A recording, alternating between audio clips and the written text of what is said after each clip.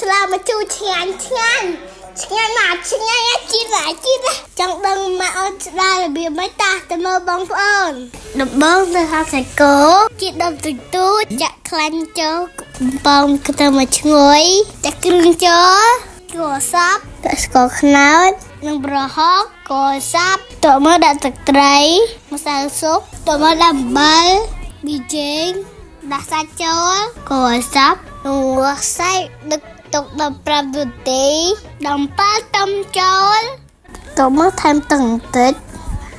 មកសាច់ហើយ15នាទីដើម្បីឲ្យសាច់ផុយពីរសជាតិឆ្ងាញ់ណាស់បងប្អូន